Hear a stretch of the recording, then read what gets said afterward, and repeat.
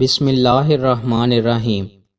رسول اللہ صلی اللہ علیہ وآلہ وسلم نے ارشاد فرمایا، بندہ جب تک نماز میں ہوتا ہے اس کے سر پر نیکی کی بارش ہوتی رہتی ہے۔ رسول اللہ صلی اللہ علیہ وآلہ وسلم نے ارشاد فرمایا، بکری کی عزت کرو اور اسے مٹی جھاڑو کیونکہ وہ جنتی جانور ہے۔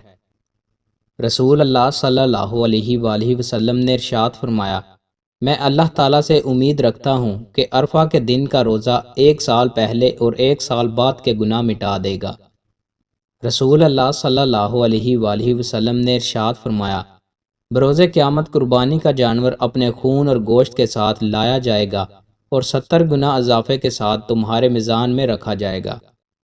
رسول اللہ صلی اللہ علیہ وآلہ وسلم نے ارشاد فرمایا، میری شفاعت انشاءاللہ ہر اس شخص کو پہنچے گی جو اس حال میں فوت ہوا ہوگا کہ اس نے اللہ کے ساتھ کسی کو شریک نہیں ٹھہرایا ہوگا۔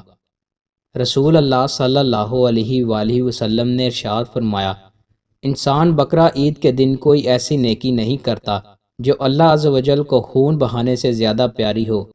یہ قربانی قیامت میں اپنے سینگوں، بالوں اور کھروں کے ساتھ آئے گی اور قربانی کا خون زمین پر گرنے سے پہلے اللہ کے ہاں قبول ہو جاتا ہے، لہٰذا خوش دلی سے قربانی کرو۔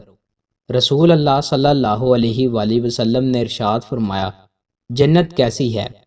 جنت کی عمارت کی 1 اینٹ چاندی کی ہے اور 1 اینٹ سونے کی ہے، اور اس کا گارا خالص مشک کا ہے، اور اس کی کنکریاں موتی اور یاقوت ہیں، اور اس کی مٹی زعفران ہے۔ دوستوں، مزید اچھی ویڈیوز کے لیے ہمارے چینل کو سبسکرائب لازمی کریں۔ بہت شکریہ۔